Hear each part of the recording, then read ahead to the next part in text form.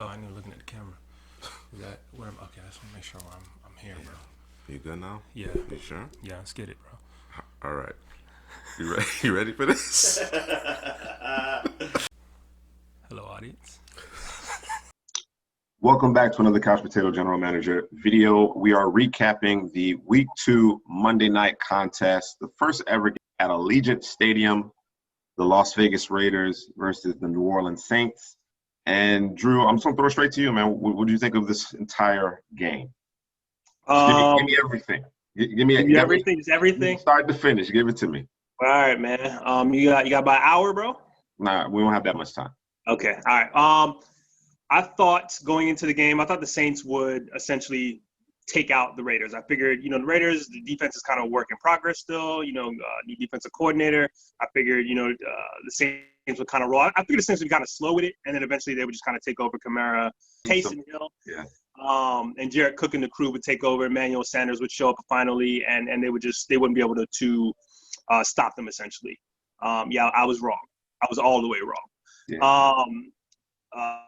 Jon Gruden and the Derek Carr offense showed up and showed out, and there was nothing that the Saints could really do to stop them. Throw in a Josh Jacobs, and they look unbeatable out there. I mean, it didn't matter who was covering Darren Waller. You could put Jesus Christ on him for the Saints, and he just found a way to get open, made plays. I thought Carr looks like he's starting to get it. This I still got some questions. But it looks like he's starting to get it, starting to understand the scheme. I know, what are we, 3 years in? And going back to the Saints, man, Drew Brees, Father Time. I'm gonna leave it there, bro. Okay, so you think you're saying Father Time has claimed Drew Brees? Is that what you're saying? He's creeping, bro. He's grabbing. He's probably at Drew Brees' knees at this point. He's working his way up his body. He's probably at his knees, bro. By season's end, bro, I don't know where he'll be, but he might be somewhere, up in the midsection up here somewhere before it's all over, said and done. Yeah, I it's hard to argue against that. I think Drew Brees, obviously his experience, his understanding of defenses and what Sean Payton wants to do goes a long way. But yes, a lot of the physical tools have waned. There are times where you could see, he's trying to put a little extra on it when he's going over the top, trying to push the ball down the field, and it just, it's not jumping out of his hands like it once did. You know what I'm saying? And then, of course, there was a really egregious INT where I don't think he saw Morrow, the linebacker, at all. I think he was standing on the logo and maybe blended in, but did not see him at all. And that was the one turnover by the Saints. But you mentioned Derek Carr and his level of comfort in Jon Gruden's offense, and I tend to agree with the notion that he is more familiar with what Jon Gruden wants to do. I think at times, to your point, you alluded to this as well, that you still have some questions there.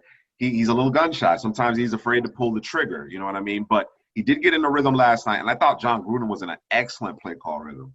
I thought, that may have been one of the best game plans and sequencing of plays that Gruden has called since he's been back coaching, at least in terms of what I've witnessed. He really seemed to have, the New Orleans kind of, on their heels a little bit, even though they were just attacking in the short to intermediate areas. There were opportunities down the field. They just didn't necessarily connect.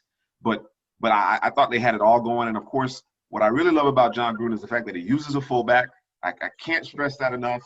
I wish more teams would do it because a lot of defenses, a lot of these smaller hybrid-type linebackers don't know what to do with the lead blocker. They don't know whether it's in the run game or the fullback is leaking out down there at the goal line in the red zone. They just simply haven't seen it and aren't comfortable, don't recognize it, and a lot of times those guys go unaccounted for. You mentioned Darren Waller, and Darren Waller was absolutely on fire last night. It took the Saints a little too long, I think, to adjust. They tried to do the DeMario Davis Anzalone thing. That didn't work out.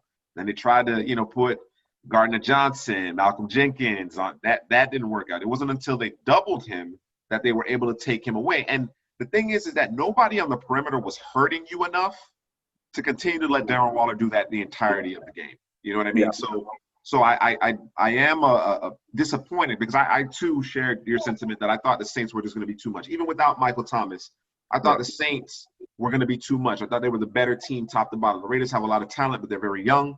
They're going into this game, and certainly it remains.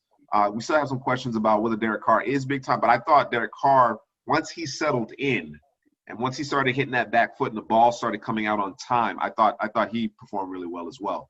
Josh Jacobs is a man. It's a man. Some of those runs inside the tackle, some of those moves, is really impressive. And at times that gets lost in the box score because he didn't put up, tremendous rushing totals. But the hitting yardage there, and their ability to lean on that offensive line. I thought the offensive line did a great job because, again, that Saints team has a really, really good defense. That Raiders team without Trent Brown did a really good job up front as well. So really impressive performance once the Raiders settled in. I thought they were really impressive. Going back to Drew Brees again, man, you could tell he was missing Mike Thomas. And any quarterback would, considering how talented Michael Thomas is. But the areas of the field where Drew Brees has the most success, that slant, and then that slant and go to sluggo. You understand what I'm saying? Like that is a big proponent of this offense, and not having it did rear its ugly head. One thing before I turn it back over to you, I was really excited, and of course, we're messaging with Headley and whatnot, and it's just a joy to watch Kamara be involved in the offense, man. Obviously he looks spry. He dealt with some injuries last year, and it kind of zapped him of his explosiveness. He seems to be back. He's out running guys to the edges, and he's finding the end zone again. So, of course, from fantasy perspective, people love it. But Kamara obviously got the big contract. He's well worth it, and it's good to see him back in form. I wanna give a shout out to Kamara. Just want to let everybody know, not that you care, but my fantasy team, it's Money League. And I won by 0.04 points. Thank you, Kamara, for that last catch, because that did it. I had Emmanuel Sanders as well. He went out there and pretty much poo-pooed. It was terrible. And I don't know, MIA. I don't know what's going on with that because, Michael Thomas is not there. You figure, okay, Traequan Smith might show out a little bit. But where is Emmanuel Sanders? What's going on? We've always talked about the Saints needing a number 2 receiver. Just another guy that Drew Brees can count on, and this dude was MIA.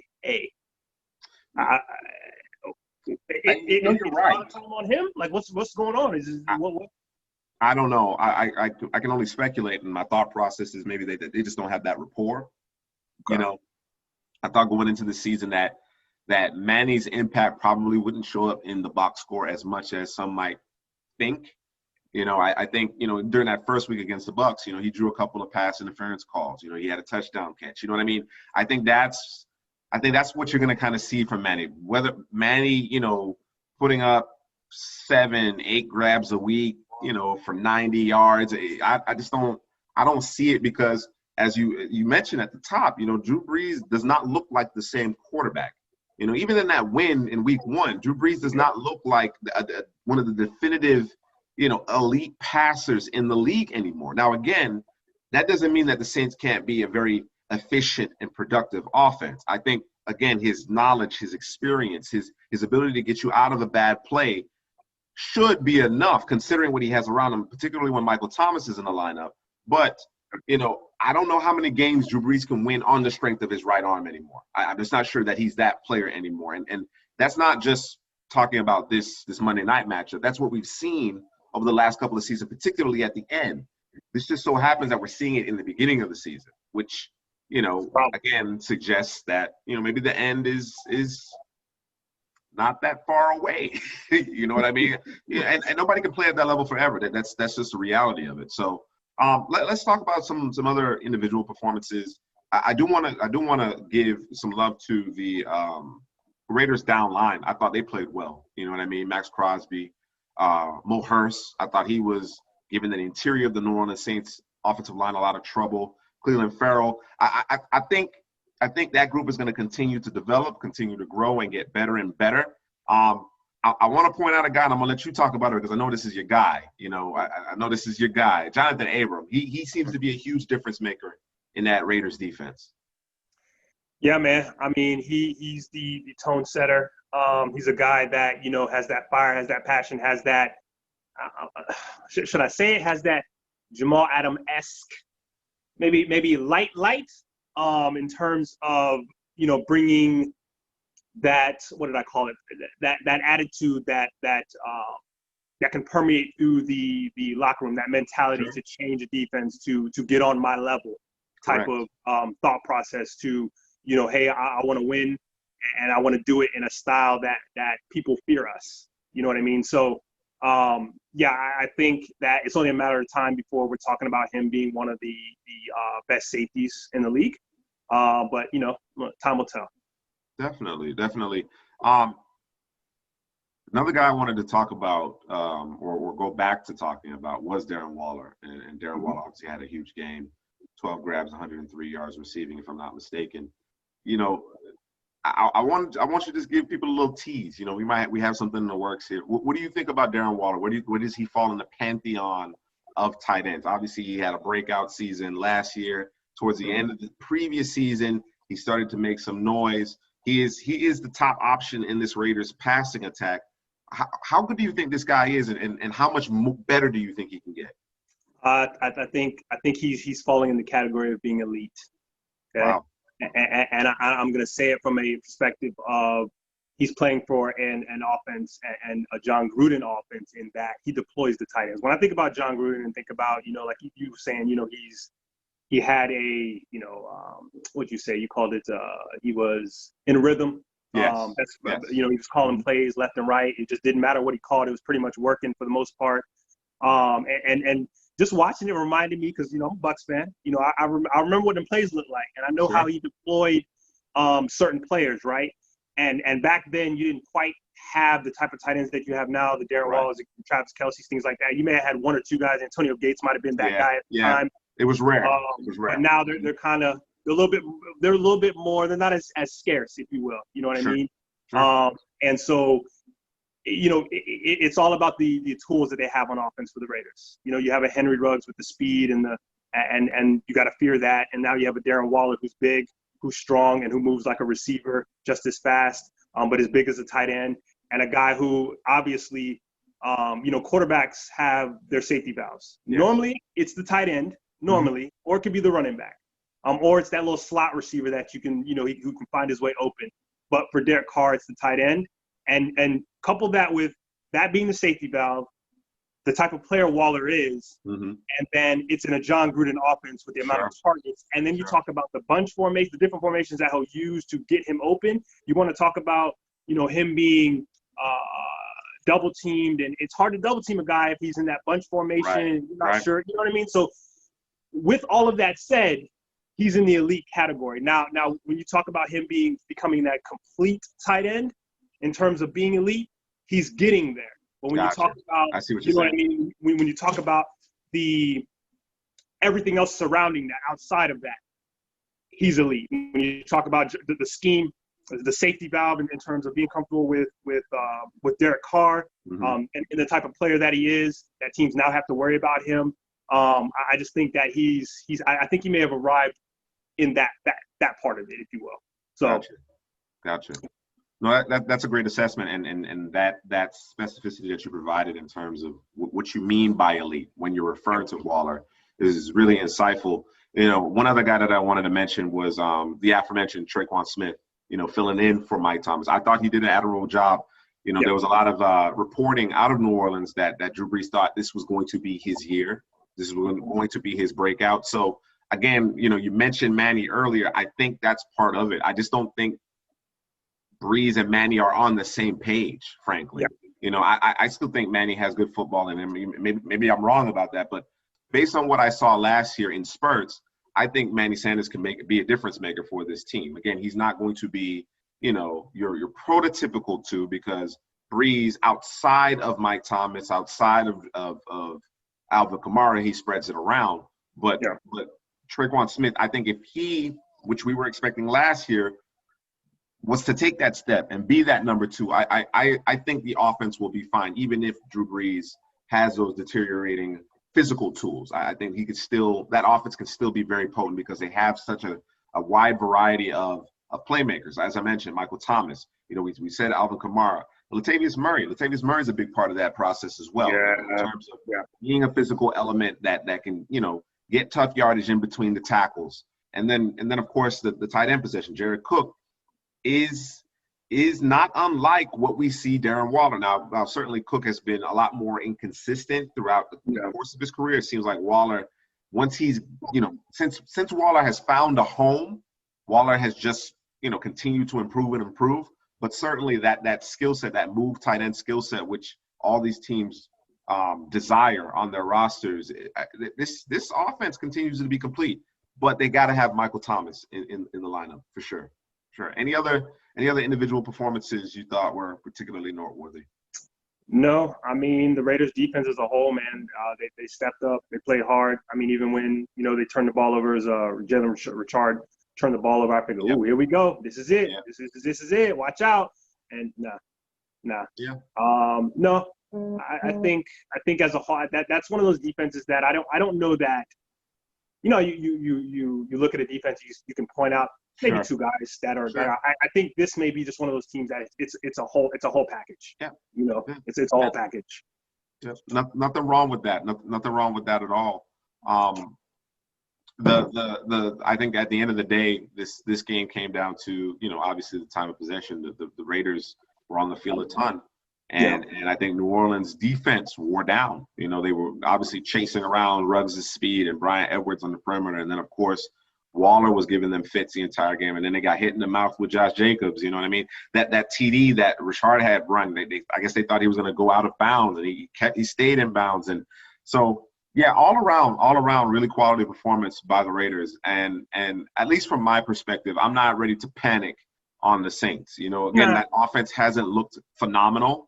But Kamara looked phenomenal last night. So I think you have that guy in the backfield, and then of course you add Michael Thomas back to the mix. I think the Saints have a lot of good football ahead of them as well.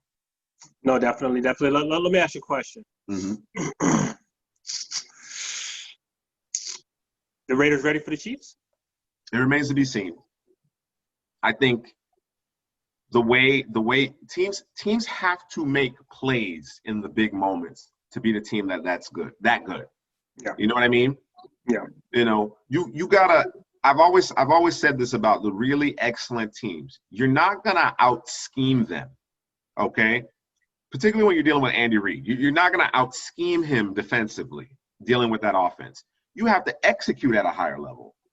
Are the Raiders at a point where they can execute at that level? They've added a ton of weaponry. They've added talent on both sides of the football. But are they executing at a championship level, which is necessary? And you don't necessarily get championship level execution week in and week out. But are they capable of that? To me, that's what remains to be seen.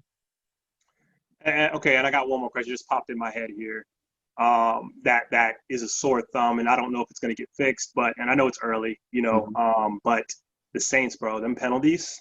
Yeah. Well, that goes back to the whole time of possession. And I'm glad you brought it up before we ended this video. You got to be – it's a veteran team, man. They got a nice sprinkling of youth, got a nice smattering of youth. But this is a veteran team. You got veteran leadership at every level of your defense. You obviously have Drew Brees. This offensive line has been together for a few years now. Like, that can't happen. That can't happen. Yeah. Definitely. Yeah. All right. Well, that's going to do it for this recap of the New Orleans Saints and Las Vegas Raiders Monday night matchup. Please like, comment, and subscribe.